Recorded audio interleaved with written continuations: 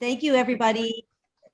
Great. Thank you, everybody, for joining us today for the ARPA Review Subcommittee. As you know, we have quite a lot to get done, and I really, as typical, really want to appreciate your volunteer time and your expertise. So we're going to start just with the approval of last week's minutes. Does anybody, those got sent around? Does anybody have any questions or edits? All right. Move to approve Oh, great. the March 25th, 2022 meeting minutes. Second. Okay, great. I'm going to say, I can't remember what I'm supposed to say. Do you approve? John? Yes. Brian? Yes. Jenny? Yes. And the chair votes aye. So those meeting minutes are approved. Thank you. So I mostly put the screening tool question discussions on there for Arthur so we can address them, because I did spend some time with him on the phone on over the weekend, and he's not here, so we could always circle back to that unless anybody else on the committee had any issues, but I think pretty much everyone else had finished. So let's talk proposals. So we have, everybody kind of sent in their top, I won't lie, I didn't make a top 10. I think I made a top 13. But I had public health, to be clear, and also I had quite a few smaller dollar figures for my proposals. So I hedged a little bit, and John sent in like 30, but a lot of John's overlapped with ours. So what we've asked Tyler to do is, hi Arthur, you're on mute. You're still mute. Oh, there you go. Good afternoon, everyone. Sorry, I went to the wrong, whatever, okay? Happens to the best of us, Arthur. Okay, thank you. All right. We just voted on the minutes. So Okay. unless you have any objections, feel free to add your vote. No, So do you agree with the minutes? I agree. I agree with them. I Yes, agree. okay, good. Great. And quickly, we wanted to just see if there were any other issues with the screening tools. Were you able to finish your reviews? Me? Yes. Yes. And I understand Tyler got them. So. Yes. All right. So what we moved on to now is we've all kind of sent in our top choices. Tyler has put them all together, I think, in a single document for us to look at. Is that correct, Tyler? Yeah. That he's going to send around. And there are two proposals I want to, that, you know, Mel, and Mel is joining us today. Thank you, Mel. There are two proposals that John and I and Mel and Melissa and Tyler discussed elevating for today's discussion. Yeah, what do you need, babe? Yeah. And so we'll start with just getting those out of the way, and then we'll hit the list and just start kind of going through them. The first is the Brookline Housing Authority, and anyone should jump in and correct me if I'm wrong, but what we understand is that there is a minimum amount of funding required to really leverage a lot more money for BHA.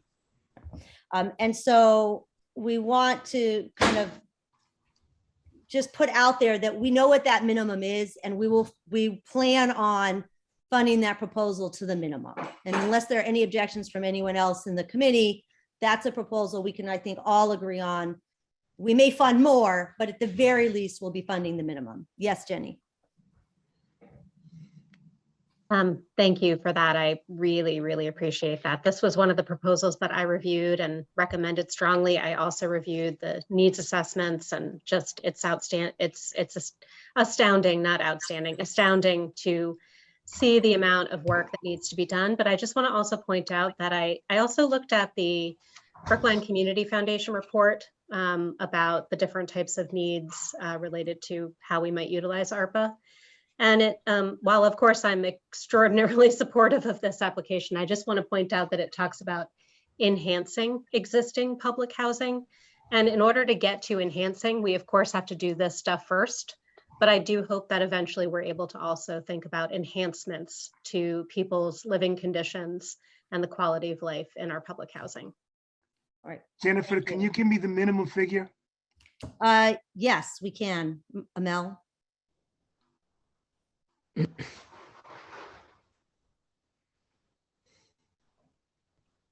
Sorry about that. I spoke to the director, the Housing Authority director, and actually we had this discussion previously at one of our Housing Authority Town Partnership Group meetings. And he is identified a DHCD estate housing program. A lot of initials, so I won't say it, but they essentially they have offered and they have guaranteed or allocated up to $10 million for per municipality.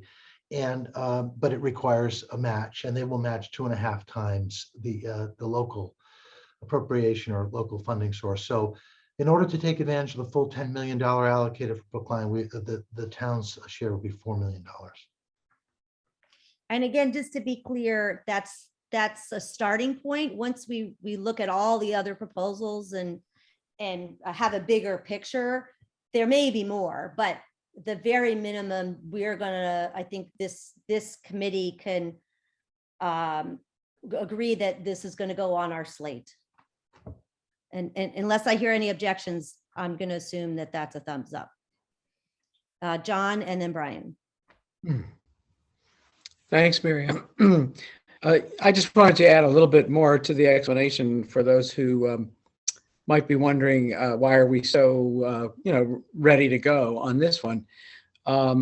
First of all, this is we're talking about the screening committee deciding that this is what we might recommend to the select board. Then there's another step in the process. So this isn't the beginning and end of the recommendation, but it's one that I think several of us feel comfortable with.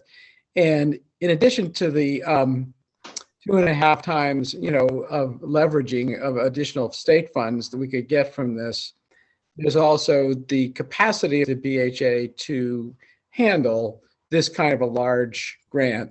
It's very important.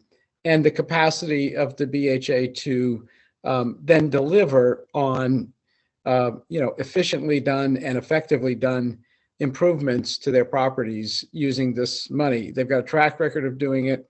They know how to do it. They know where to turn for the help from the contractors. They know how to file the paperwork with the state. So, just to give people some insight as to why we might feel very comfortable with the BHA's proposal in this early stage of our work, those were factors that weighed on my mind for sure. And I'll just add to that before I turn to Brian, which is, when we look at the buckets and when we look at the funding priorities outlined by the Community Foundation report, this is it, right? This really is it. And so it hits a lot of those vulnerable populations, those most affected by COVID, public health, broadband. I mean, it just really covers a lot. All right, Brian. Yeah, very supportive. Obviously, spending 4 to get 10 makes all the sense in the world. I just want to clarify: is this the Egmont and the Trustman one? Yes, The Jenny's saying yes. 2153. Okay, thank you. Thank you. So the other one I think we want to talk about, oh yeah, go ahead, Jenny. I just have a quick question about Mel. You suggested $4 million. I'm just curious, in the sample of capital projects sheet that was provided to us as part of the reviews, it says $5,126,600. Can you just explain the difference between the 4 million and that number? I cannot. I don't know what Because that was what I was recommending, at least in my. I see. Okay. my Well, I don't know, Jenny. I may not have the same information you have, but I did talk to Michael, and I tried to be very clear as what would maximize the state grant, and he told me 4 million. But Okay. Yeah. I just note that in their Brookline grand total on that sheet, it says 5.1 million. And to maximize the grant, to maximize the 10, or because they may have other asks rolled in there. I'm basing it on the things that were noted as the priority 1 issues that were outlined in those different needs assessments. Perhaps they're able to leverage other matching funds. It does say total town funding 4 to 16 million in like the lower rows of this spreadsheet, but it was just a clarification because my recommendation is a little different. So thank you. And here's why it's important that what we're saying is the minimum is 4 million. we may be able to revisit and fund the full 5.1, but I think we need to get a bigger picture look before we make that commitment. So good point. Keep that in mind. Keep advocating for it as we come around. So the other proposal that we wanted to discuss, and actually what we want to do is not discuss it, but we want to tell you that it's on our radar and it's just not ready for prime time for another few weeks because there's a lot of stuff happening in the background, and that's the school budget. So it is absolutely on our radar. It's just, there's still a lot of stuff happening behind the scenes. And so we'll circle back to it in a few weeks after we have a little bit more happening. And I just want to make sure I correctly articulated that, Mel. You can, and then I'll call on you, Arthur, but let me to call on Mel first. Sure. What I think we're talking about is not just the school budget, but primarily the school budget, but also other requests that seek to use the so-called revenue replacement category of eligibility. And I have been saying for a long time that the operating budget and ARPA at some point are going to kind of come in, not conflict necessarily, but we're going to have to kind of wait a little bit and go back and forth. And we're at that point right now. There's a lot of moving parts in the school budget. Those typically get resolved through the school town partnership, which is a combination of the select board, the advisory committee, and the school committee. And those discussions are ongoing. And so I just think it would not be timely for your panel to kind of put a stake in the ground yet. I think we all know kind of the magnitude of what we're dealing with, but the numbers change daily and the political process isn't quite there yet. So I would just encourage you not to put a stake in the ground on revenue replacement or that relate to the school budget or other town budgets, please. We will circle back on it. So just to be clear, we will discuss it once we have a better idea of what it is. I think in a couple of weeks, we'll have a much better sense of a potential resolution and how ARPA fits into that budget compromise. Arthur, thank you, Mel. This may be premature, but I want to put it on the front burner and keep it there throughout this entire process. Diversity, inclusion, okay, should be at the top of our list at all times. Subcontracting, et cetera, et cetera, et cetera. Okay, I don't want to, be dogmatic about it, but I want this to be at the top of the list of things that we need to consider every step of the way. Arthur, you could be dogmatic about it. I'd be okay with that. Okay, so I'm going to lay out my plan a little bit for the rest of this discussion, and then y'all can tell me if I'm crazy or if you think it works. Wait, first I have to find oh goodness, where did I put the email? Yes, ma'am. Oh, that's fabulous. Thank you. Tyler, I just had the email. Where did I put it? Sorry, folks. Too many emails. Here we go. Here it is. All right, so, nope, that's not it. Sorry. All right, now I have it. Okay, so what I'm hoping is that we can just start, keeping in mind the buckets, that we can fund something for less years or for a smaller amount, keeping in mind the operating budget considerations, the cost impact considerations, select board input, which we do very much have to consider, and also understanding we removed all the premium pay. What I'm hoping is we could just start discussing our top lists and going through proposals.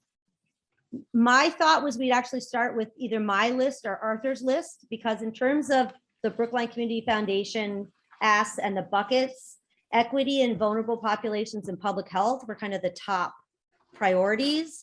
And most of my proposals fell into the public health or equity, and then Arthur's fell into the equity. But it doesn't have to be that way. If somebody has another idea, I think we need to structure it. And Tyler is about to send out the Did you not get that email? I got it, but the Excel didn't have Arthur's. Oh, right, yeah, because I just got Arthur's. Yeah, but you could just put it in the, well, I don't know if we should put it in the chat, but I have his listed. I just copied his over from the Excel, but I don't have proposal numbers or anything, so you can share it. so what, you know, why don't you do that? We can start with my list. How's that sound, everybody? Okay, so I'll tell you what I was thinking. I will tell you that in terms of absolute numbers, most of my proposals were fairly small. And so I'm going to really advocate we think about funding my list entirely. Although there are a few that I think we could fund at lesser numbers, and so I'll explain that. So I just want to say the very first one, which is the Emergency Operations Center improvements. This was for 45,000, which is again a very small number. And I've been to the Emergency Operations Center, and I would say, having been somebody who ran command centers, it's frankly absolutely mind-boggling to me that they were able to do such a good job with the resources they had at that EOC. Really, let me just get this pulled up so everyone can actually see. Oh yeah, thank you. That might be good. Okay, That's great. sorry. Great. So we're looking at the very top one. So my recommendation is we fully fund that. The Farmers Market Voucher Program, here's what I'm just going to give you the one-liner. You're more than welcome to read the whole proposal. But the one-liner is that this was a program that already existed. All of the infrastructure is already there. It was highly successful, and it's run through the Department of Public Health, and folks who qualify for SNAP and food stamps and reduced meals get farmers market vouchers. This is win-win. The money goes straight to the community. It goes for good, healthy food, and it stays because it's at the farmers market. It's all local economy. And something like 80% of the programming is actually for the vouchers. There's very little overhead. So I'm a huge fan of this program. And this was a big priority for Sigal also. The ARPA proposal for an emergency preparedness coordinator. This is the only position in my group. This is an actual payroll position. I want to be very clear. So it is adding a person onto the payroll for Health and Human Services. It is an emergency preparedness coordinator. So I think it speaks for itself that this is a position that's very important for this moment. And Sigal described this as her number one absolute priority, that she considers this an emergency position to fill. And she has a plan for obtaining grant funding to continue the position. And this is for 4 years, just so you know. There's also some translational services in there. And I think that's pretty much it. Yes, Brian. This is a good opportunity, I think, Miriam, to have the discussion about positions or not. You know, I understand there's a grant funded concept behind this. I get it. I used to live on soft money, but it's not guaranteed. And we all know that if this is put in the operating budget, it will remain in the operating budget. So I've been very reticent to put any positions on any of my top lists. I just don't know how the rest of the committee feels, but I'm just very concerned about salary and benefits on grant funded positions. So Brian, this is you're absolutely correct. And this was, I don't know if the original proposal was for $3.1 million from the Department of Health, and 2.8 million of it was in payroll. And this is where I went back to Sigal and I said, we need to rethink this.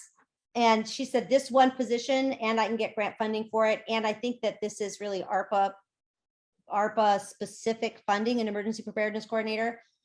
That said, I'm happy to have Melissa. John wants to chime in, but I am also happy to have Melissa and Mel chime in here. I think I think we should be reticent. We should have a very clear understanding what's going to happen to this position. Is it an emergency position? All of that. So this is exactly the time to have that conversation. Go ahead, John.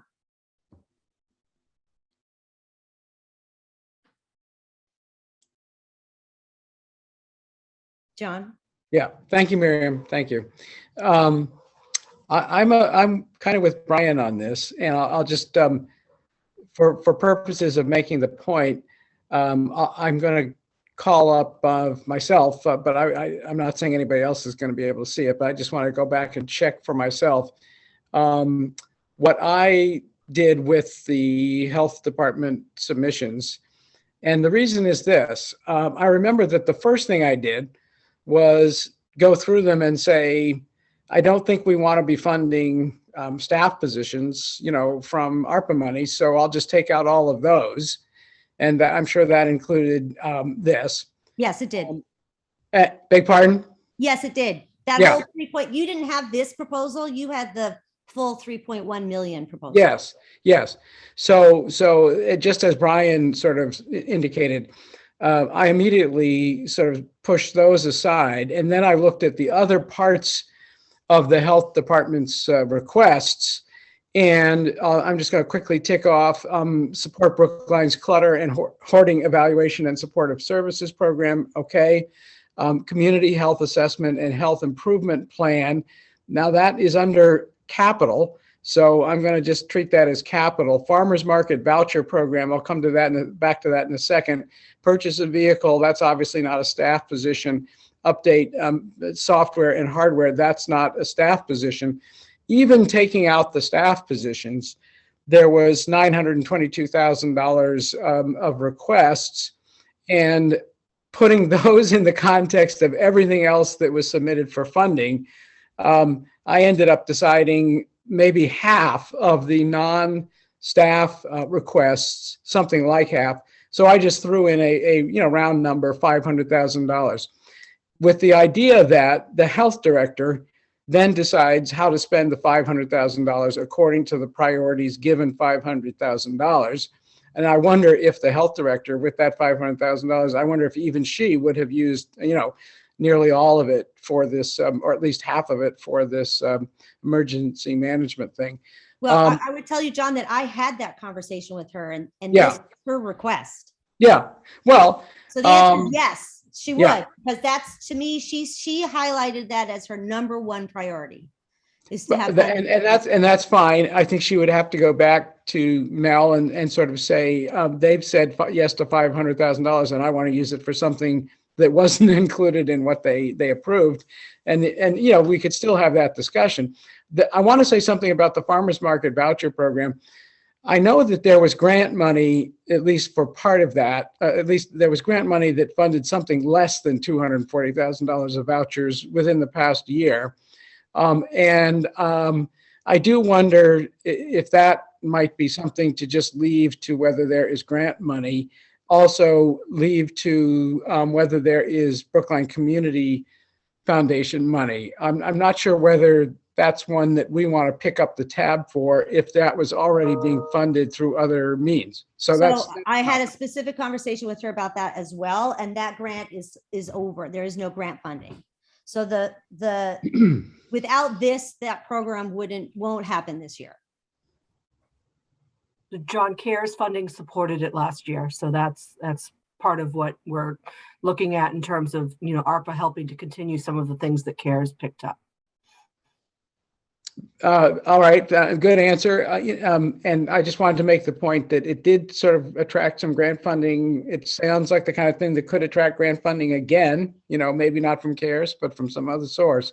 So that was just in my thinking. It's in what I included as, the $922,000 of stuff out of which the health director gets to prioritize 500,000, just to make that clear. Well, can I just say, I don't understand, John. You created a proposal that for 500,000 to give to the health director, and I don't see it on your list. Well, maybe Tyler could pull up my list. I have it up right here. It was in the Excel because John sent out like the initial list and he sent out the Excel sheet that broke everything down. But Oh, I see. You just kind of added 500,000 there.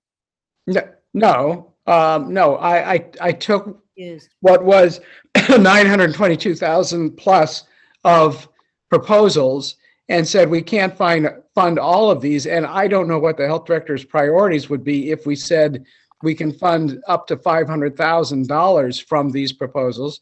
So I'll just put 500,000 in there and let the health director decide how to allocate that. Okay, so, Yeah. so I don't know how to, that is not how this, Jenny, why don't you go and I'll get my thoughts together. Okay. I'll try to give you some time.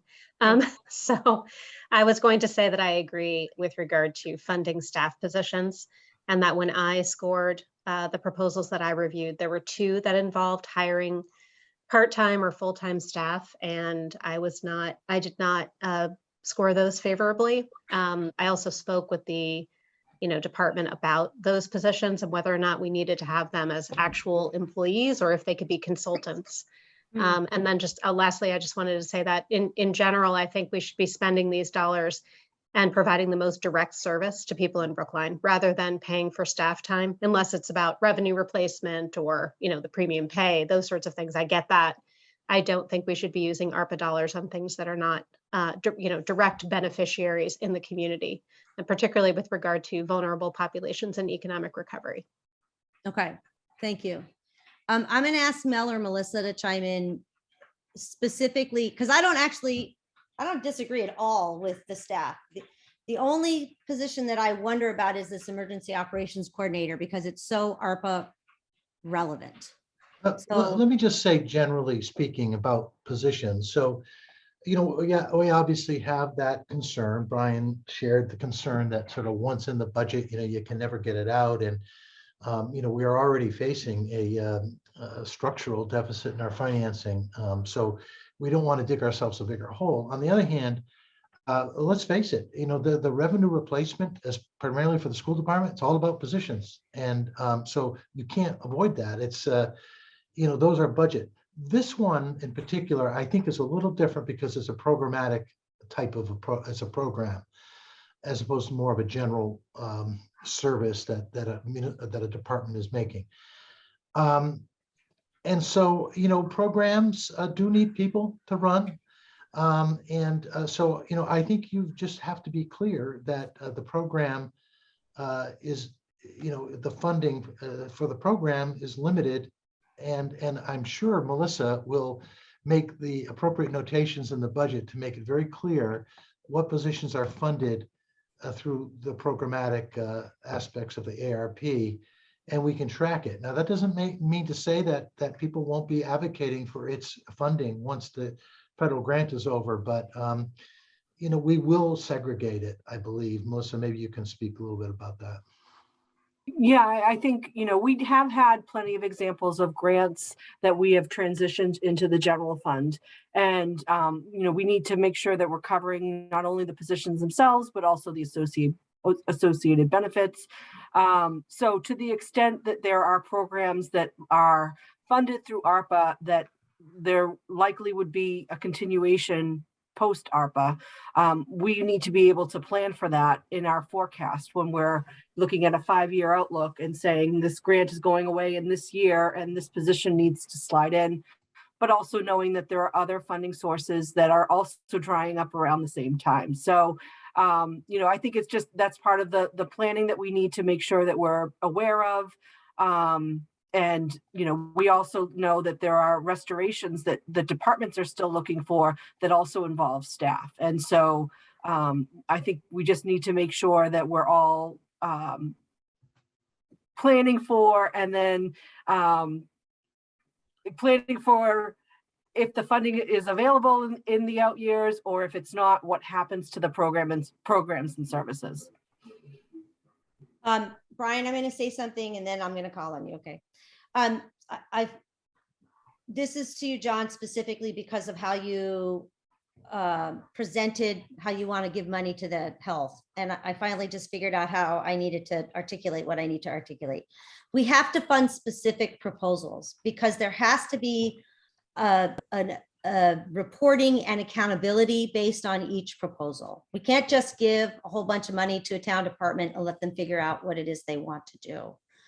So I appreciate your thinking, but we need to look at the individual proposals. We can ask them to modify the proposals, but I think we need to stick with looking at the proposals. The other thing I want to say is I sat down with Sigal with all of her proposals so that we could prioritize them for this discussion. So we don't need to keep saying we don't know what her priorities are. I sat down with her and I had a conversation about it. And so I think that unless she's changed her mind, and she's in the participant list, so she's more than welcome to say something, but we've had this conversation for the purpose of bringing her priorities to this discussion. Finally, just for the chat, please, for the folks in the participant list, reserve the chat for asking questions. We really only want you to be using that to ask questions. Thank you very much for respecting that. Now, Brian and then John. So yeah, as the person who opened this Pandora's box, let me just say, Thanks, Brian. I do my best. No, I think we have a potential solution here, and I'm actually agnostic as to this particular position, as long as the positions are few and far between and noted, and we're all eyes wide open on what it means. That's fine with me. I just wanted to have that conversation to make sure that we were clear. That's all. I totally agree with you. Go ahead, John. Yeah, just to be clear, Miriam, you and I are on the same page. Good. The difference is I am taking what is an omnibus approach here, looking at all of the proposals for funding, not just the ones that I had to score, because that's the only way I can kind of figure out how I would prioritize this stuff. And then within certain categories, like the health department submissions, I don't pretend, and I know you've had your conversation with Sigal, I haven't. So having not had a conversation with Sigal, I knew we couldn't fund all of her proposals, but I did think we could fund about $500,000 worth of her proposals. And the next step would be to find out how would she allocate that among her proposals. So we would in the end have the same sort of approach that you're saying we have now, which is to item by item, say this one yes, that one no, this one yes, but on a slightly different dollar amount. That's all. So Tyler, can you go back to my spreadsheet? Thanks. I will tell you that what was very clear from my conversation with Sigal, and again, she's in the participants list, so she can correct me if I'm wrong, but the Community Health Assessment and Health Improvement Plan 2253 was a very high priority. And because this is really going to inform how they move forward as a department. The farmer's market voucher was way up there. The purchase of a vehicle to support public health response. The poor public health nurse is driving around in a 2003 Honda Civic. So I just can't, it's like practically a bike. I think I said that last time. Yeah. So I think that's not very much money. And I think that's a priority. What else was health? Where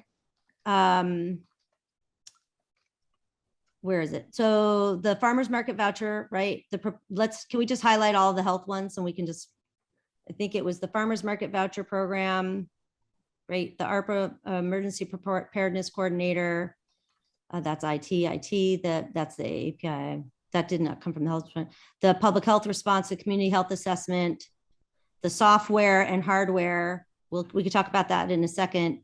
And then the hoarding. Yeah, okay. So I think out of all of these, the one that falls actually to the bottom is the hoarding. It's a great program, but it has a very limited number of people that it reaches. And so for me, I said we could fund it for 2 years, or it could drop off altogether. My understanding is if the Sigal had to choose, she would choose the emergency operations coordinator over the supporting for the hoarding evaluation. And I think, again, in terms of response to ARPA or response to COVID, an emergency operations coordinator is a very important position. So I think these 5 should be funded, minus the hoarding. I'm fine doing partially the hoarding or not doing it all. I get that, and I just want to point out then what that means is the difference basically between your proposals and mine for health is mine add up to 500,000 and yours add up to about $1 million, which is fine. Yeah. But the reason mine add up to 500,000 is because I was looking at health in terms of all of the other things we might fund at the end of the day. Right, and I think that if you're looking at the priorities outlined by the community, public health was one of the top priorities. So to me, $1 million of the funding in that bucket is quite reasonable because we're going to be spending much larger amounts for, and these are fairly small asks comparative to some of the others. So, all right. So the question is. So Miriam, this is Yes. also a good example of some of the government ops / revenue Yes. replacement items. So the vehicle absolutely is something that, Sigal has been articulating her needs for, as have other departments. But I think we need to kind of line all of that up and see what that means for the revenue replacement number. And then also kind of measure that against the school allocation as well. Because it might be that we exceed what we're able to do under that bucket when we add all of that up. So my question is, and please help me, because I don't actually know, do we just start moving these to a top priority list? And then when we get a top priority list, next week we revisit again once we have numbers? Or what do people want? Brian's saying yes. Go ahead, Brian. Well, so I guess I have 2 questions, just following up on what Melissa said. Can someone keep a running total of sort of where we're at? And just so I'm clear, it seems like we were 20, take away 4 for the BHA, take away 1 for you. That's how we're doing it. Just want to make sure I mean, I think my brain works that way. Yeah, no, I think what we do is we each week, it'd be helpful if we whittle down the lists. Okay. Right? Till we Well, get to kind of a final slate. Okay, and I guess I also want to agree with what you were saying in terms of we'll keep distilling this list. I guess we don't have to be 100% fiscally constrained as we go through that process until the very end. Right, that's exactly right. I'd say right now we think these 5 should move forward. That doesn't mean this is the final 5, but at least for now, for further discussion, this 5 makes the list. And we're not done because, and I think obviously 22-9 needs to move forward. And then we can go through the rest of the list, which is, and is everyone okay with that? I don't want to, of course, I'm advocating for my list. So I need to make sure that I'm not railroading everybody, which I can definitely do. Are there any objections to at least moving the 5 highlighted public health proposals forward to the next round? No objection. I guess I would just, following up on what Melissa said, I would ask her and Tyler to please, next time we do this, or one of the times we do this, can we have a discussion about cars in general?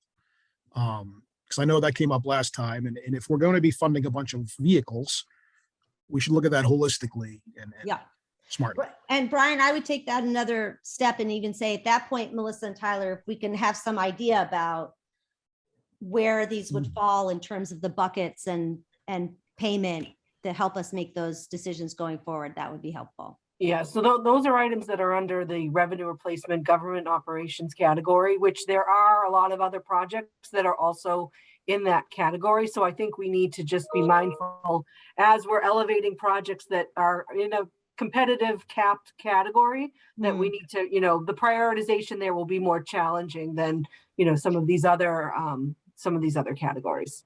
All right, thank you. Go ahead, John. Just to further explain, Melissa, what is the cap? So with revenue replacement, communities had an option to measure one or two ways to kind of measure it. So you could either take a standard $10 million revenue replacement number, and that would be what you're limited to for general government services. So basically things that don't qualify, but are still government services, but they don't, the other categories don't apply. We have looked at our revenue loss, and we're using a formula to calculate that because we think that our revenue loss number will exceed $10 million. That doesn't mean that in 4 years after this grant is done, we're expecting that we're going to get a $10 million bump in revenue. It really is about the calculation that Treasury provides and how we land within that calculation. So our property taxes, that's a revenue increase. But I think that there was a misperception that meant that at the end of this grant cycle, everything was going to be made whole. It's just a way to capture a broad category that gives governments flexibility to do other things outside of the general categories of responding to the pandemic, premium pay, and the broadband and infrastructure categories. I just wonder if it would be useful to all of us if we, starting with this budget, but then moving to the others, if we took out the revenue replacement items every time they come up and put them in a separate revenue replacement category so that at the end of all of this, they'll be somewhere where they're competing against the other revenue replacement funded items. If we're staying within the parameters that the town administrator set with the $4 million for government ops for the first round, that's really what we're talking about, is anything that would fit within that bucket. So I think, John, the way you're thinking about it is right. Like, that's how I think we have to think about it. Yeah. Yeah. So, Yeah. so for the next, I think what we should do is continue to just pick out the programs, create the list for the next meeting. And in the next meeting, we can see how they fall in this individual allocations. Yeah. Okay, fine. Okay. Fine. Right. Yes. Yes. And yes. Yeah. Yeah. So I'm just gonna tell you here's what it's just been a really long week. Any objections to these 5 public health initiatives moving forward? If you have an objection, speak now. Okay, good. All right. And I'm going to toss in the Emergency Operations Center improvements to that. The next 2 that I think, there's actually 4 more on this list. I'm not as married to the cars. We can move them forward and in the end make a decision once we know all the different requests for vehicles. Maybe that's the best way to do that. But I think the IT stuff is really, really important. That is the cybersecurity software and the fiber connections. And the fiber connections, a lot of these fiber connections are specifically to vulnerable populations. So I'm gonna really advocate that we put those 2 to go forward. Are there any objections or questions? These were the only 2 proposals from IT. And cybersecurity, I think it's self-explanatory in this day and age.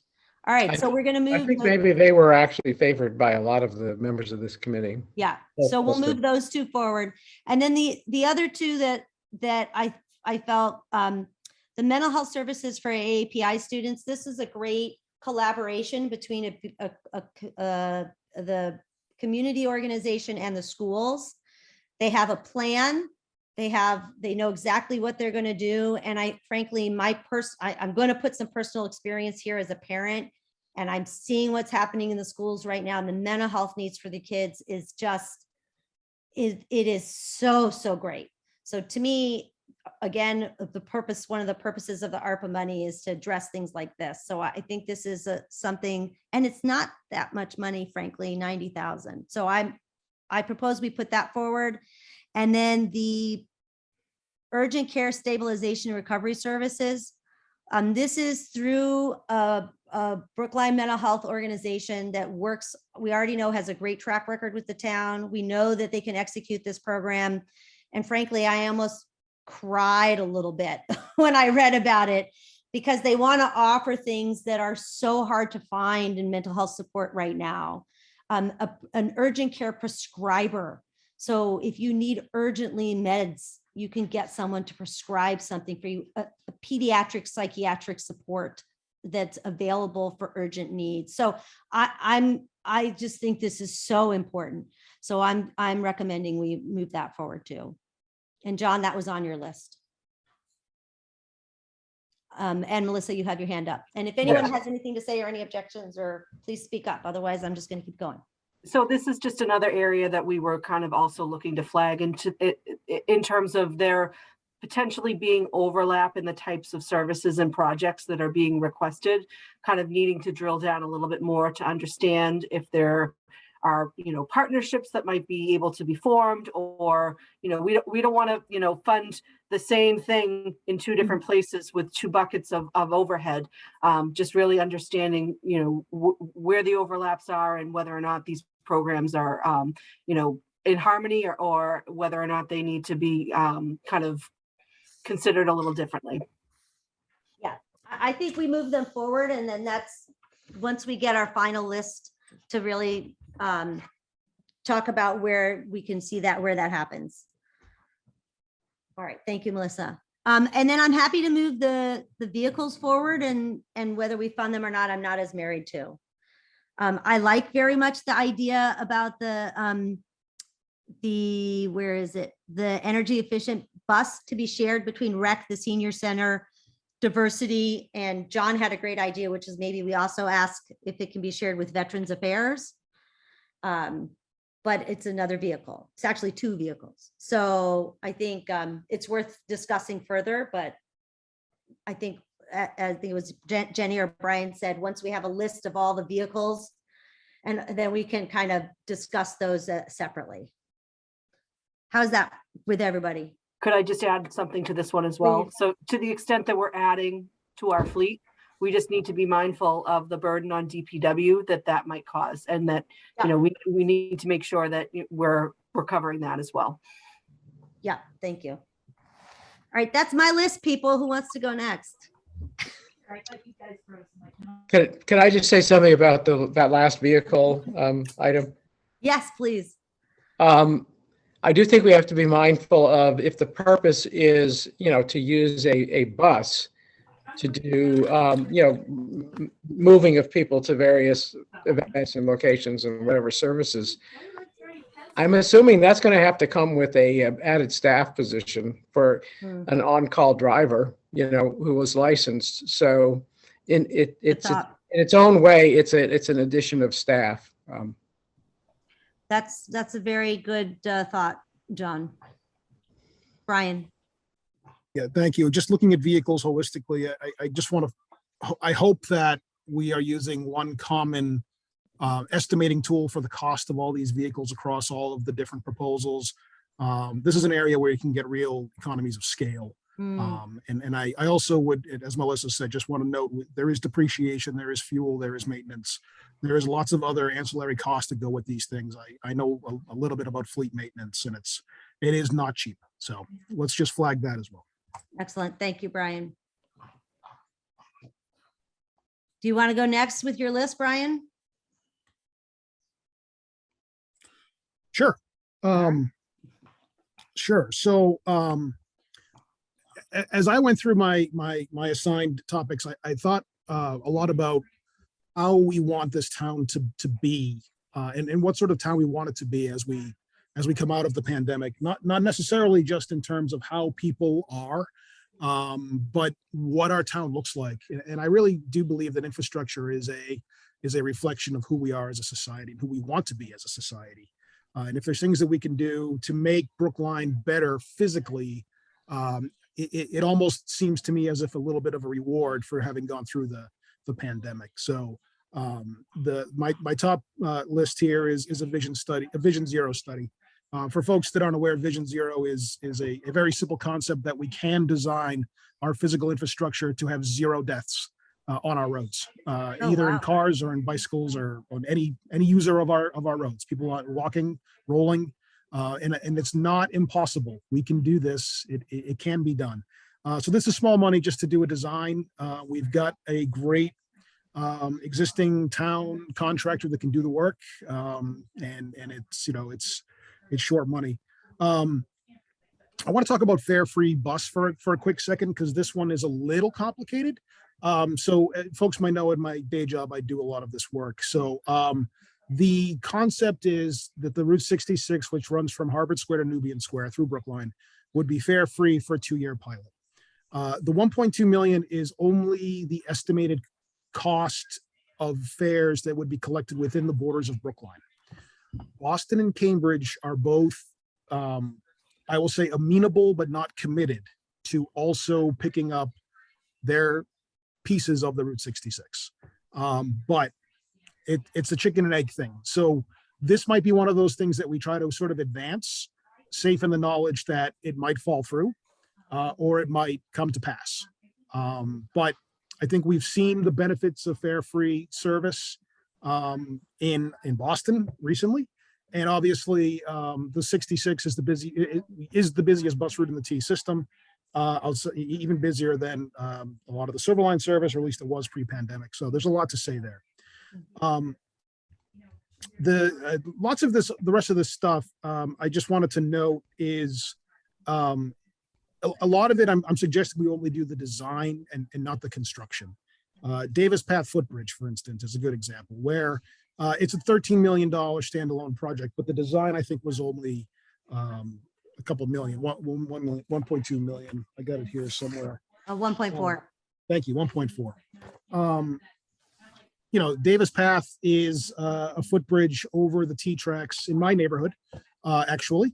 My daughter could have used it to go to the old Lincoln School for high school this year, but it wasn't there. And this will make it accessible. So it's a winner. And once you have a design, your ability to go get additional money from other sources is exponentially increased. Without one, you can't. So that to me is an example of money going after money. Lighting study is also big on the list here, 400K. I think that was on the top of most people's lists. Yeah. Pedestrian safety is obviously a top concern. We want to encourage folks to walk as opposed to driving. And then there's some stuff about vehicles, fleet replacements for DPW, making them cleaner and greener. And then, you know, I talked to the DPW commissioner, Commissioner Galantine, about there's 2 street projects there, St. Paul Street and Brookline Avenue. And this is an opportunity for the town to come out with better infrastructure at the end of this pandemic than what we started with. Brookline Avenue obviously is a major thoroughfare, has public housing on it. It is the gateway to hospitals. And it is amazing to me that it doesn't already have an emergency vehicle lane, let alone a bike lane or a bus lane. And that's what this project would ultimately lead to. St. Paul Street is also in desperate need of work. I drove on it actually this morning and realized how in tough shape it is, as all our roads are after this winter. So I know these are expensive items. Infrastructure is not cheap. Yeah. It also comes with maintenance. But, you know, again, to my mind, this is an opportunity for the town to improve itself as we come out of this awful pandemic. So Brian, if you had to pick your top ones to move forward, thinking about, you know, already where it's looking at $15 million, Yep. what would you prioritize? So I would do the pedestrian study and the Vision Zero study, and then I would suggest we put both the bus and the stormwater improvements in and do one of those 2. Okay. If the bus one moves with our neighbors, I think we should try to do those. If not, stormwater improvements is something that affects all of us, even though we never notice it. Mhm. And I think we saw the power of wastewater actually in this pandemic. So Oh yeah, the wastewater data, fascinating. I love watching fascinating. Thank you. Melissa, I'm going to call on you and then I'm going to see if anybody has any objections or comments to Brian's suggestions. Go ahead, Melissa. Just note that, you know, a lot of these projects that Aaron submitted were submitted before the infrastructure bill was announced. So likely, you know, even though these are really excellent projects, I think that there is another opportunity for potential funding. But then we need to also be mindful as we get more information about the infrastructure bill, whether or not there could be money that we could use through ARPA to make these projects more viable and shovel ready and appealing for infrastructure funding. So just something to be mindful of. Great. Thank you, Melissa. Go ahead, John. Yeah, thanks, Brian. I'll just be right up front about it and say, I disagree where the Route 66 bus proposal is concerned. And only for the reason that I'm not sure we are ready to say yes to that in terms of it coming out of ARPA funds. And I'll just give you a couple of reasons why. Yes, it is true that there is a free bus experiment going on in Boston, but I don't think we really have the results from that yet. And it's also true that Mayor Wu in Boston did not include the 66 bus. So we're talking about a bus that people getting on it in Boston are going to be paying the fare, and then people who get on it in Brookline are not. And there's all these questions having to do with, will they actually save any money if they're going to transfer later, because they'll still have to pay for the transfer if they don't pay for it up front, whatever. I just think it's a big open question right now as to whether we're ready to launch that kind of a pilot. And we could afford to wait a little bit and see what happens with the Boston pilot. There's also a question as to whether we could do this through a grant to the Brookline Community Foundation to actually do some selective allocation of, bus pass subsidies to the people who ask for it and need it the most, rather than giving just a free bus ride to everybody regardless of income. So those are some questions. And the lighting study, I love the report that was done on this by the study committee. But what's interesting is we did have a very extensive report. It was delivered to town meeting within the past year that is pretty detailed as to what it means to do pedestrian-friendly lighting. I just have a hard time accepting that we need another $400,000 when we could say right now, anytime we do changes to a streetscape that include changes to the lighting, let's figure out if we can adopt some pedestrian-friendly lighting in those projects on the basis of the volunteer study that was already done on this. So John, just to speak to that, I think that the pedestrian area, the lighting study is one of Heather's preferred projects as well. Am I correct in Yeah, that? I haven't had a chance to talk about it yet. So here's what I suggest, because this is just the preliminary discussion. I think we move all of these on, and then next week everyone will have a chance to dig into the shorter list. And next week we'll really have a discussion about which on the shorter lists we need to put on our slate. Because I don't necessarily, so I think the 66, I think that's a priority. I agree with Brian. I also agree with you that maybe it's a phase 2 funding priority. Maybe it's something we need to wait until we get a little more information. So I think I essentially agree with you both. I would say just advance it till next week and we'll have a chance to discuss it some more. How does that sound to everybody if we advance these 4 proposals? Sure. Is it 1, 2, 3, 4? It's 1, 2, 3, 8.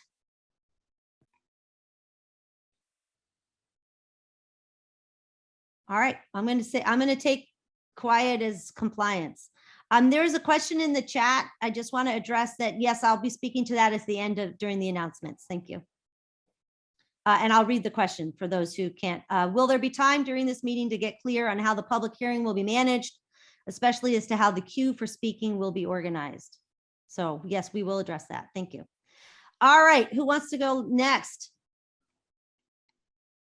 We're getting a short list, guys. I think we're making progress. Can I ask a question about what we just did? No.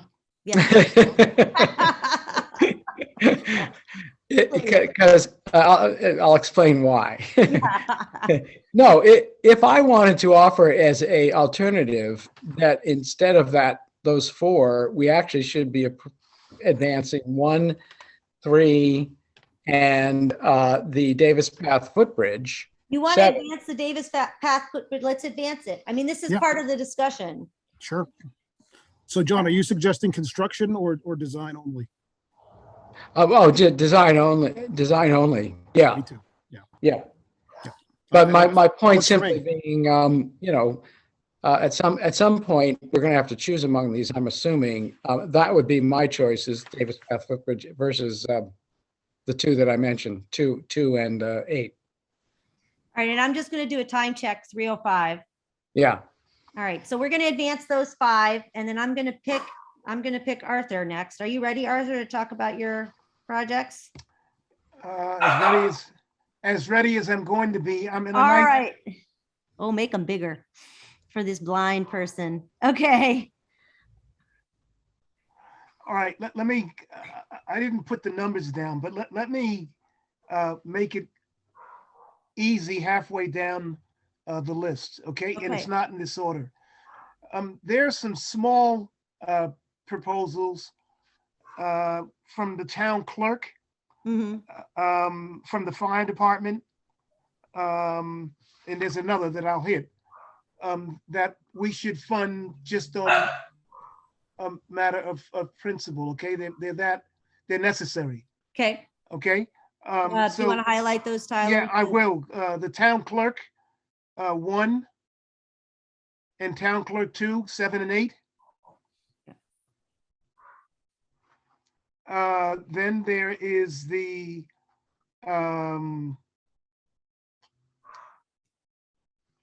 You said the fire department. the fire department, yes, right.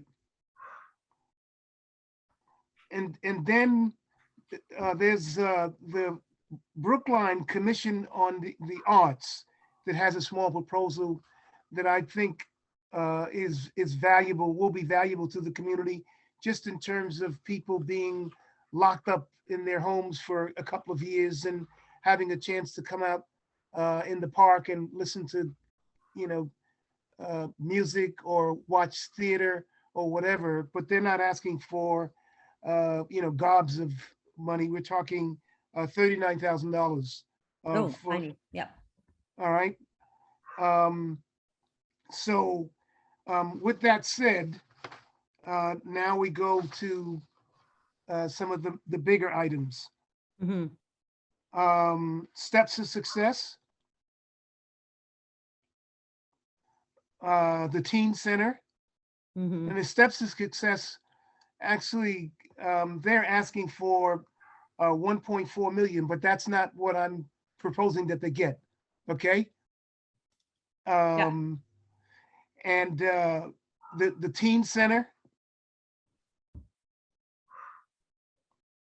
they're asking for 3 million, but that's not what I'm gonna give them or Okay. propose. What are you Okay. proposing? That we give them 1,500,000. Okay. Yeah. Thank you, Tyler.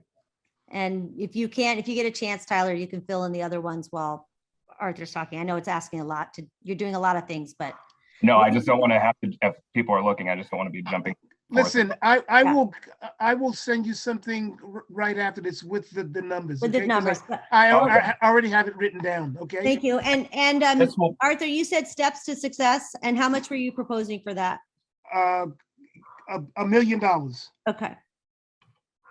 I was just gonna say, this will be like, I'll try to get this sorted and put together so we can post this online too, so the public can actually Publicly, see. so you can all see it. Yeah. Okay, Yeah. great. Thank you. You want to highlight steps to success too, Tyler? Oh. Thanks. The teen center, they're asking for 3 million, and my proposed number is 1,500,000. Great. The food pantry was asking for 1 million. And I'm proposing that they get 250,000. Okay. Women Thriving is asking for $3,886,520. I don't see that on your top 10. Is that just missing? Maybe it's not. Maybe it's not. Okay, we're putting it, Women Thriving. Um, And how much do you recommend? I'm recommending 150, 1,500,000, but they're asking for 3,800,000. Okay. Okay. Yep. I've got the Brookline Community Fund is asking for 1 million. and I'm proposing 500,000.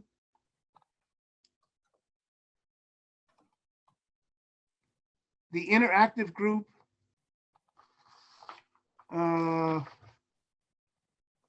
Brookline Interactive Group is asking for, was asking for, hold on. Is Brookline Interactive Group in there? Yeah, right at the top. Yeah, hold on. They were asking for 6,163,792.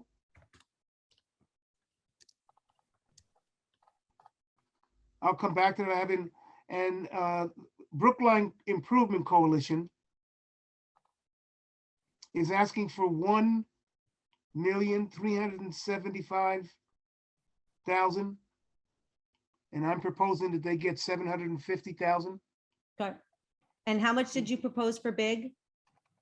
I haven't done that yet, You okay? haven't done that yet. Okay. Now, we're up, here's the big question, and I had a discussion with Melissa about this, and I'm, you know, you guys are gonna have to help me with this. Yeah. Especially Mel Kleckner.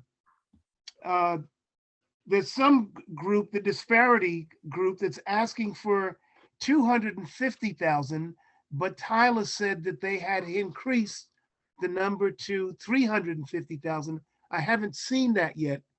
And then in talking with Melissa, she said that, you know, this is a very important funding line because of its connections to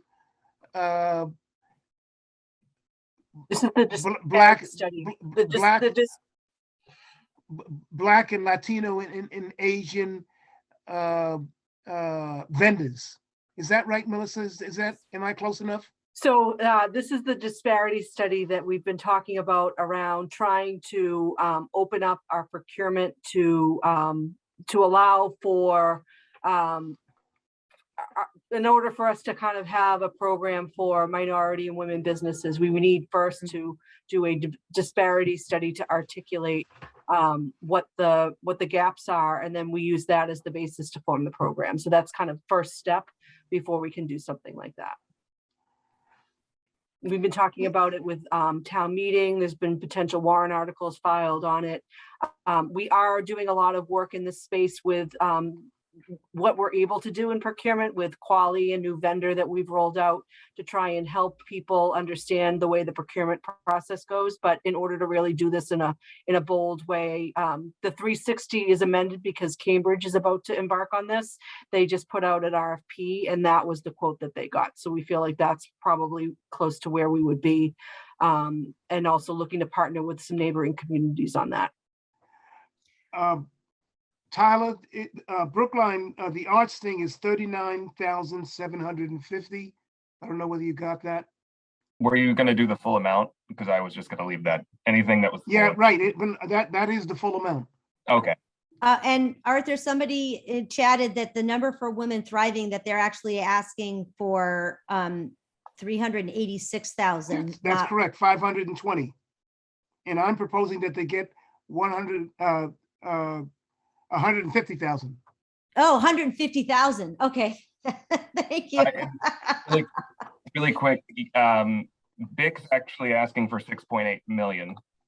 Yes, that's right. And Oh. I haven't made a definitive decision Okay. on that, okay? So No, here's, the Improvement Coalition, not BIG, sorry. So the Improvement Coalition was asking for 6.8. So I had overheard you say they were only asking for a little over. Okay, hold on. Just wanted to make sure we're getting the right numbers here. here's what I suggest, because Arthur, you're still working through some of this, and I Yes, think I that's am. fine, and I don't want to pressure you. I would add number 12. I would add the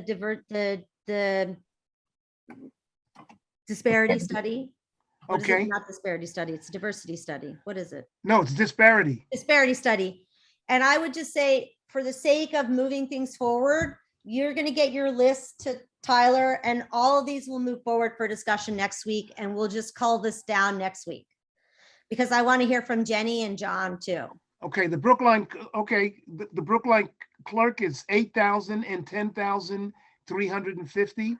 I think we can agree, by the way, I think you have John and I support, all the select board is interested in funding the Brookline clerk and town clerk requests.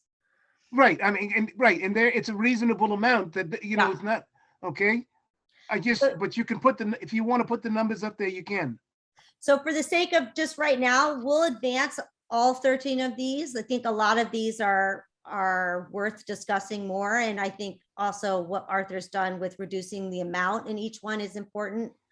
And then I think what we'll do is we'll move to Jenny to get your, because especially with these really big ticket, Right, these aren't big Item, tickets. these aren't big, some of them are and some of them are reducing, but with Jenny, we need to know where your priorities are because.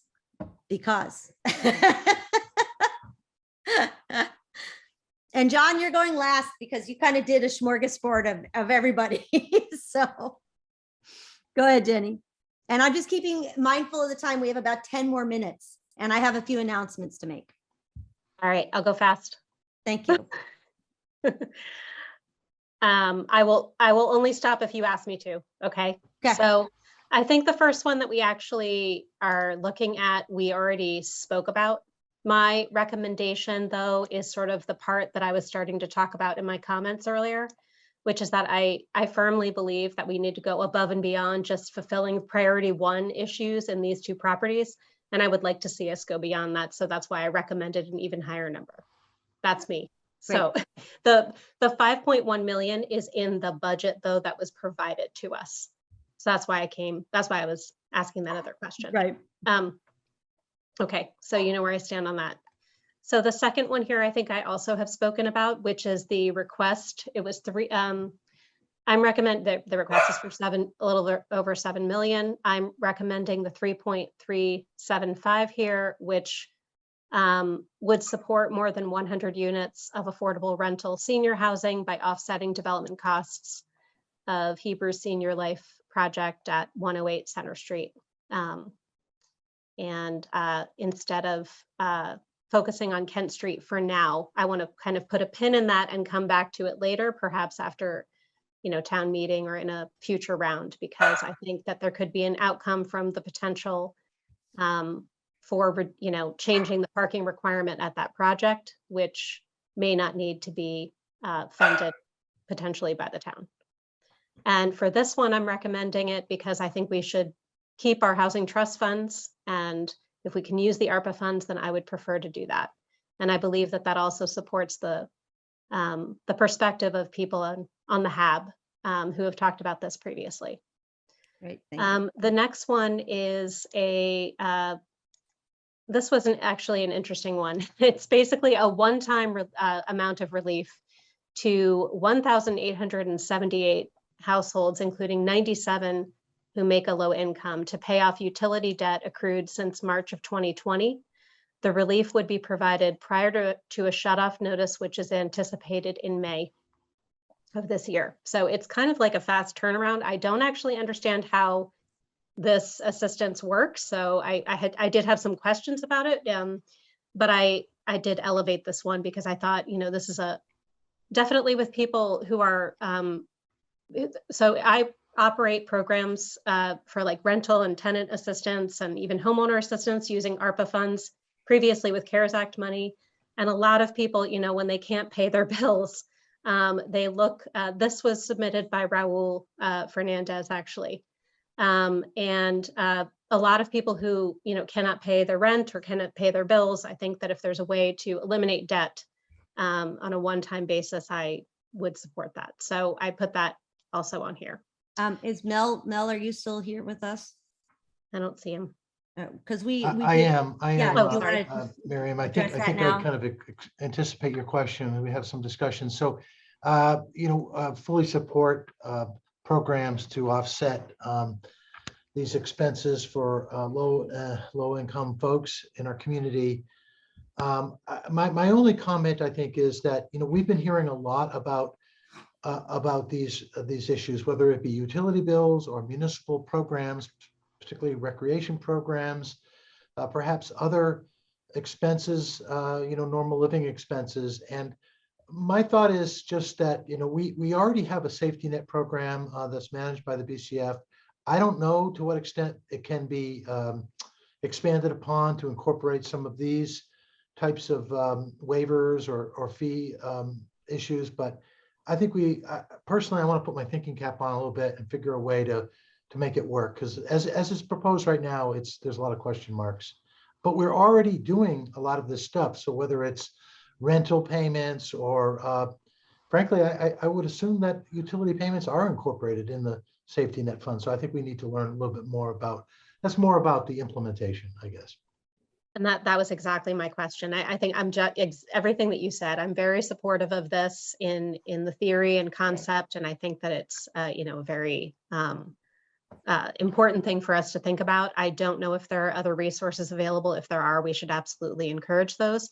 I also just want to point out that what was provided to us, there's only 97 of the households who make a low income, so it would just be simply benefiting households, much more broadly, who are simply potentially facing a shutoff notice. So I think the working plan that we've talked about with Nell is maybe finding a place to put this funding for operations that's already set up to distribute.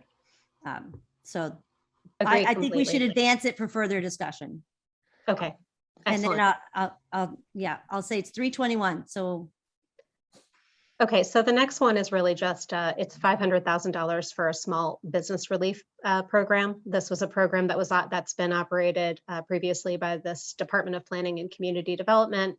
And I think that it's really important to fund small business recovery, and I'm just extremely supportive of it. I don't think I have a lot more to say about it for now. $650,000 is an interesting one. And then basically most of the next ones are around kind of helping Coolidge Corner primarily, but other commercial areas too, but primarily focused on Coolidge Corner, and emerging from the department's efforts to secure funding and conduct a rapid recovery plan, which is a very helpful document that if you have not read, you should take a look at. Has a host of a wealth of different recommendations, and many of them were very thoughtfully considered and put into these applications by the department.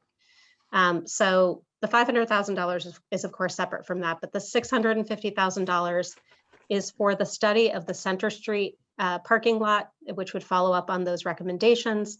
It includes funding for a parking and curb utilization and management study, which I also appreciated, to sort of really figure out parking issues in Coolidge Corner and the management of the curb, as we call it, which is sort of sometimes a parklet, sometimes parking, sometimes double parking. A lot of things happen on the curb, bus stops, but really to understand what's going on there, and then conducting some conceptual planning and potentially engineering and design costs in 2024. This is sort of like a placeholder. So there is the possibility that we don't have to put in for about, I think it's $300,000 for that design and engineering, because it could be funded through either an earmark or some other potential source of funds. I'll pause to see if there's anything else I'm aware of the time. So I'm just, which one, if you had to pick which one of these to move forward, obviously the top 5, it sounds like, is it the top 6? Is it what would you? Economic recovery is a completely separate category. We can move them all forward. Yeah, I want to move them all forward. Okay. And economic recovery should absolutely have, in my opinion, all of these. I think with this one question would be whether or not we include $300,000 that could be funded through this earmark. And I don't have enough knowledge about it other than what's provided in the application. So perhaps somebody else does. Yeah. The next one is $105,000. And this one is for funding the construction and 2 years of seasonal maintenance for 5 additional commercial area public parklets. And it's very unique. It's with the DPW and the Department of Planning and Community Development, and there's teen engagement involved in the construction of the parklets. So I thought this was a very unique program, and also a way to engage youth in the community. I liked that. So the next 2 are both related to a pop-up program, which is basically a business occupying a vacant storefront, and all surrounding Coolidge Corner. One of them is just the $365,000 would fund the actual pop-up program. And this also aims to bring in, a variety of different, entrepreneurs, Black, Indigenous, people of color, various populations that the department is trying to reach out to, as recommended by the Rapid Recovery Plan, but also building off of efforts they've already been engaged in. And it would lead to a pop-up village, which is the $400,000 request, which sort of builds off of the pop-ups to some seasonal activities and programming over the next few years. And I'm just very supportive of enlivening our retail and commercial centers and making them engaging, bringing people back, and building off of the existing vibrancy that we have. The next one is a temporary program to support public art and placemaking in the commercial areas. This is more broader than Coolidge Corner. For this one, it is funding for 3 years to create a temporary grant fund in partnership with local arts and cultural organizations. The only thing about this one is the engagement and the budget were a little less clear to me. So I definitely recommend this one. I'm very supportive of arts and culture as being part of our economic recovery. I did have a couple of questions about this one. And then the last one is it seems like, and I don't know the origin of this, but there was a broadband study committee in the town. I read their report, lengthy. It seems like they gave a presentation to the select board. Sorry, I don't have a lot more information on it than I did, than was provided in the application. But it seems very interesting to basically expand our broadband network, and particularly focused on certain areas of our community where there seems to be some lacking in that network and stability and in connectivity. This is really just funding the study, the $40,000 that I've recommended. I can't say what would be anticipated to happen if the study was funded and the town decided to act upon any recommendations. I'm certain they would come back for some additional request. And with that, I turn it back to you, Miriam. So here's what I'm going to suggest. Tyler, advance all of them. And then John, your spreadsheet had a lot of overlap between what's getting advanced.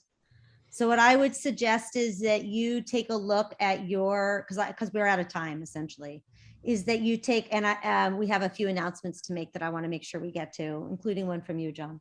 I want to make sure that what I would suggest is you take a look and then just email us the ones that from your list that you want to advance that haven't been already or even if they have been highlighted. Just go through your list and really critically look at it and say what needs to move forward. Can you do that? Are you comfortable with that?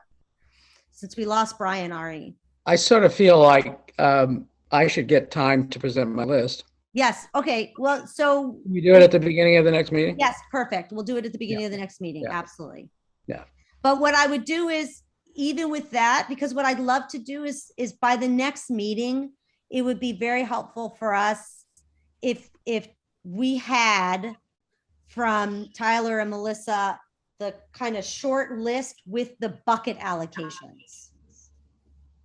So with the what's coming from revenue replacement, what's coming from, what's going into what category. Do you understand? Because in the end, for instance, if we have 10 cars, we need to have those lumped together so we can really make a decision about which cars we're going to fund. In the end, if we have, 15 million in one bucket and it's supposed to be 12 million in vulnerable populations, that's going to influence our decision-making.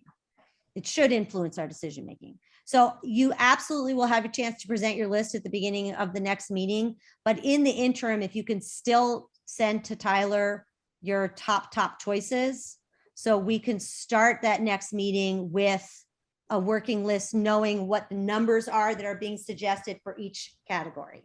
Does that make sense? Yeah, what I'll do to improve the list is I'll get from the department heads and the other leaders of organizations their decision as to what they would do with the amounts that I have put in those categories. Yeah.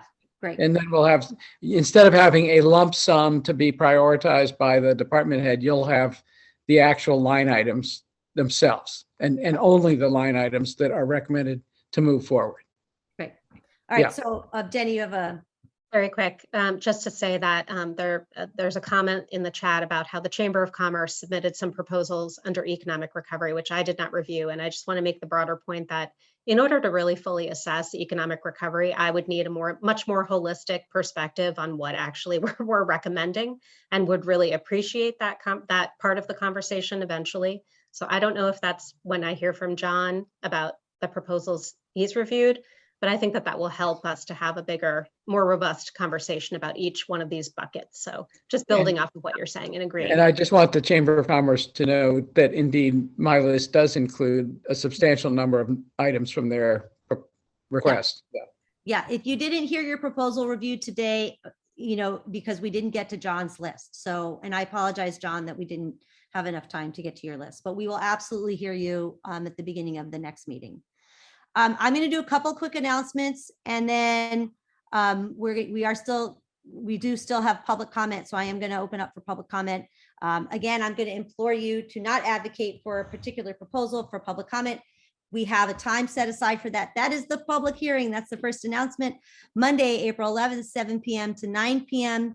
If you go to the Brookline Town Calendar, you can register to sign up. The speakers will be queued, Tyler, as far as I know, in order of how they register. Is that correct?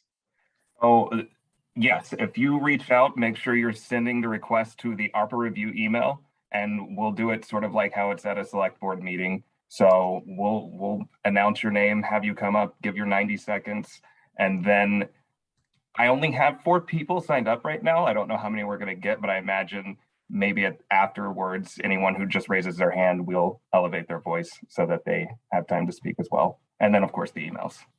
And yes, to be clear, we are accepting emails if you can't be there in person. And I put the email address in the chat box. And yeah, David will make them all uniform. Tyler will make them all uniform. And you'll have 90 seconds. We will be cutting you off at 90 seconds, and we will be reading the emails into the public record as well. So please send an email, please register, please join us. I also put the calendar in the chat box just so you can see. Next week, we'll have another proposal, hopefully creating some sort of draft slate by the end of next week's meeting, that people will have an idea of what the narrowed list looks like for the public hearing. And then on Good Friday, we will hopefully finalize our slate, taking into account the select board, the public hearing, and all of our discussions. And then John, you had a quick announcement that he was going to add that we discussed. You're on mute. Sorry, I have an announcement?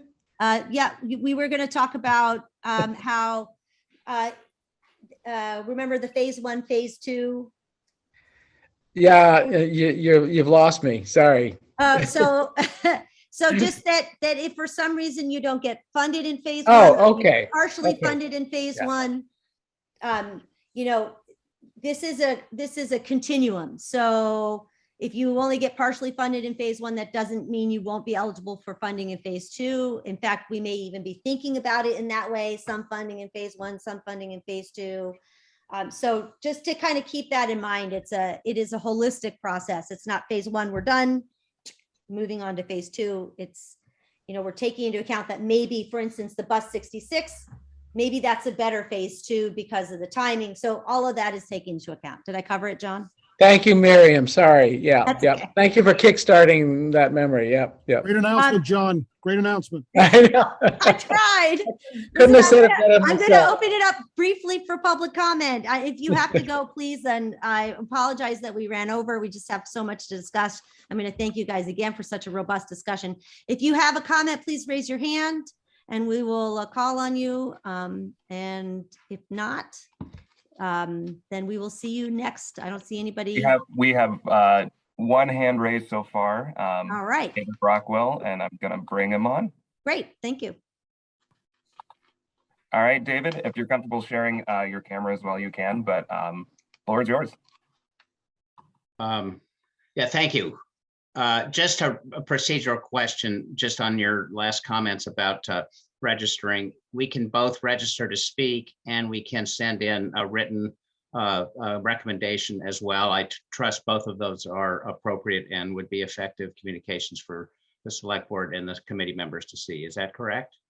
That is correct. Thank you for the clarification. Okay, great. Thank you. Great. Anybody else? Seeing no other hands raised, I'm gonna conclude this meeting. Tyler, you have something? Nope. Okay. All right. Thank you, everybody. So Tyler's gonna send around, and Tyler will graciously make the list kind of, Uniform. yes, thank you. That's exactly the word. And beautiful as he does, you make beautiful Excels, Tyler, I have to say.